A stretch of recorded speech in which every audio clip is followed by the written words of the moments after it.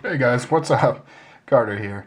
I've got quite the collection of interesting knives laid out before you there. The theme was color, except for maybe this guy right here. Well, that was one of the themes. The other theme was making money off of selling knives.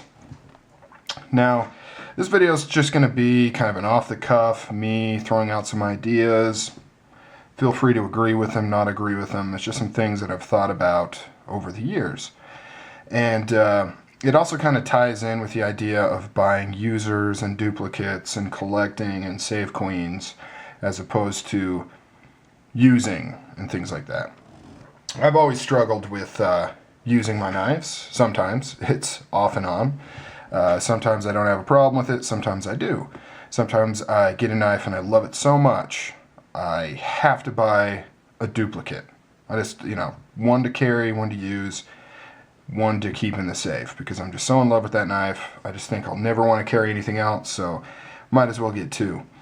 Oh, by the way, let's run through these real quick. Microtech Halo 5, Microtech Combat Troodon, Paramilitary 2, dealer exclusive with the M390 steel, Paramilitary 2 Brown with the S35 VN, dealer exclusive, and that's it. That's all four.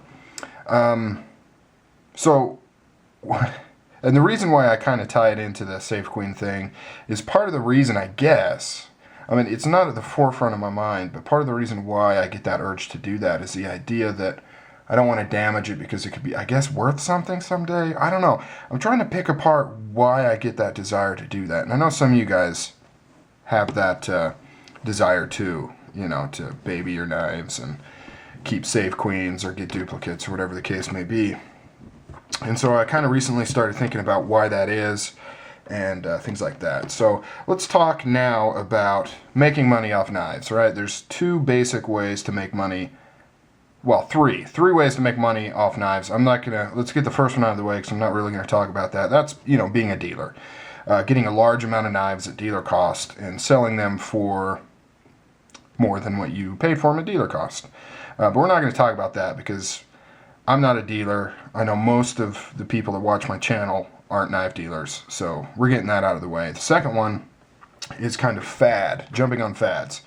And that includes things like flipping customs, getting online for a custom that is really popular right now, selling it for more than what you paid for it, which is what I did on my Direware Solo V2. I was able to make some money off that because I waited 8 months. I paid the maker's price on it, and people in the secondary market were more than willing to pay more than the maker's price on that knife. So I was able to make some money on that, which is why I sold it. I needed some cash, and there it was. Now, the drawbacks to doing that is, one, you can't have too much of an attachment to the knife, obviously, or else you won't want to sell it. But two, you got to hope that by the time that knife actually gets in your possession, that it's still popular enough to warrant more money than what you paid for it, or that it was ever that popular at all. Sometimes you may think something's cool and you get on a list for it, and other people are like, yeah, I don't really like that, or, that maker stinks. Or maybe you get on board when that maker's really hot and then something happens. Maybe he starts screwing over his customers. Or maybe that trend just goes away, it's a style of knife and nobody likes it anymore. Maybe he starts getting a lot of quality problems and people don't want to touch it with the 10-foot pole. So there's always a risk to that. So, I personally never order knives, custom knives, with the intention of doing that. Like I said, the only reason I did it on the Solo V2 is, right when I got it, I just needed some funds and, I did it, but I never placed my order with the intention of flipping it. The next way to make money off knives, well, and that also, let's backtrack again. That also includes things like pre-orders, right? Putting in a pre-order for a knife, waiting. You finally get it. Other people see it when it's released. They want one. There's none around, so you can sell them for more money than what you paid for them. Once again, I don't get into that.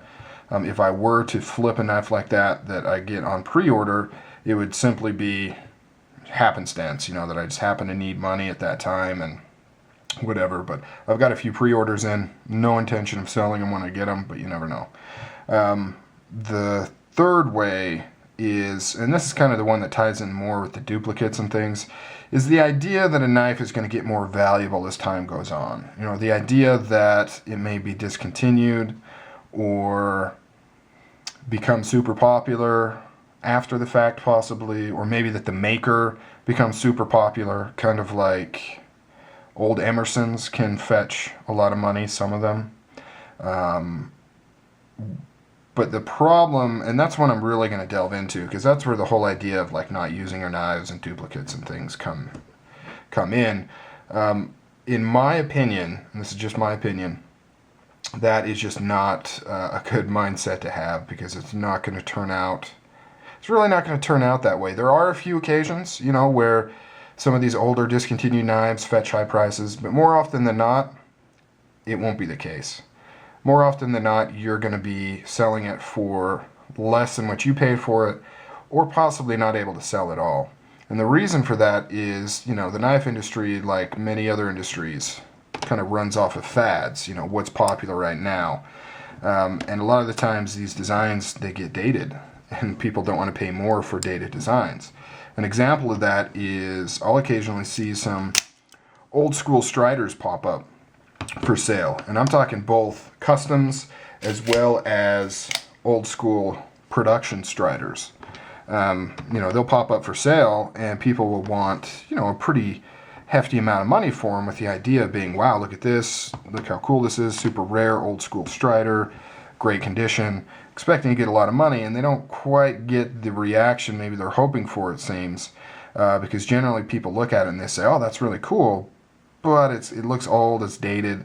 You know, the new Strider customs are a lot cooler. They have, you know, he's grown as a maker, more intricate designs, better materials, fancier steels, things like that. So at the end of the day, they're like, yeah, I'll pass on that, and I'll use those funds to buy an updated version of that knife.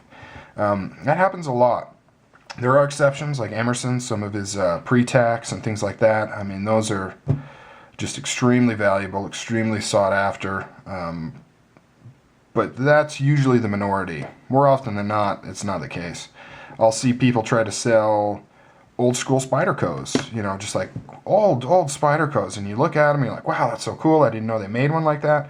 But at the end of the day, people just really aren't that interested in buying it. They want to buy the latest and greatest. They want to buy what just came out. And same thing with sprints. Sprints are hot when the popular's hot, like these two sprints here. They fetch quite a bit of money. But if you wait, I mean, if your idea is to hold on to these to make money, you've got to strike while the iron's hot. Given too much time, people will forget about these.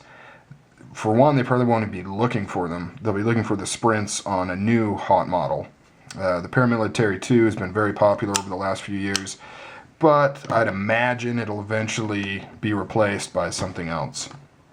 Could be wrong. You know, it is a crapshoot. But so the idea of intentionally buying knives to hold on to in the case that they increase in value, really I'm not thinking that's a good way to get into knives or to treat your knife collection. And also, you know, if, let's say I was able to flip this in 5 years and make some money. I mean, the amount of money, you know, that this would fetch really probably wouldn't be worth the time. Now, that being said, there's also something to be said for just wanting to keep things nice, just to enjoy them in your collection, to show off, to look at, to carry occasionally, or whatever you want to do. And that's something completely different. I'm just talking about simply the idea of buying knives and holding on to them in the hopes that they increase in value. More often than not, that's not going to be the case, and you're not going to make any money. And it's kind of, I don't know, it kind of seems like a defeatist way to even think about having a collection, you know, hoping that it increases in money. So, point of this video really, at the end of the day, and what I'm trying to do, is just buy knives you like, keep the knives that you want to keep around, don't overthink it, and just enjoy them, whatever that means. If it means carrying them, if it means beating the crap out of them, if it means keeping them locked up, just at the end of the day, don't get convoluted ideas about, you know, strategies you want to do with your knife collection, or do this or do that. Just get the ones you like and, you know, keep them in your collection or use them or whatever you want to do. All right, guys, just a few thoughts.